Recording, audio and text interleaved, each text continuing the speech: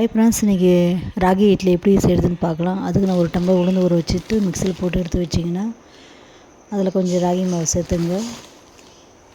உங்களுக்கு எவ்வளோ தேவையோ அவ்வளோ சேர்த்துங்க.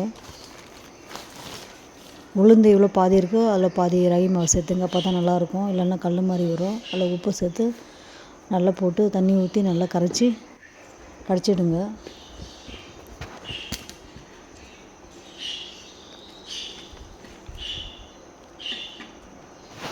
பாருங்கள், இந்த பதத்துக்கு வரணும். இது ஒரு நைட்டு மூடி வச்சுடுங்க. நடுவில் கொட்டிட்டு பாருங்கள், காலையில் இருந்து பார்த்தா இதை மாதிரி வரும். நல்லா இது கொஞ்சம் தண்ணி விட்டு கொஞ்சம் வேணால் நீங்கள் சோடா மாவு போட்டுங்க. பாருங்கள், கலந்து விட்டுங்க. நல்லா ஒரு இட்லி பானை வச்சுட்டு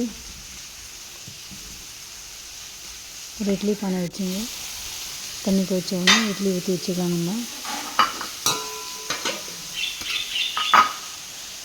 பசங்க சாப்பிடாத இது மாதிரி செஞ்சால் சாப்பிடுவாங்க. இதுக்கு கார சட்னி தான் நான் செஞ்சுருக்கேன். நீங்கள் என்ன சட்னி வேணால் செஞ்சுக்கலாம்.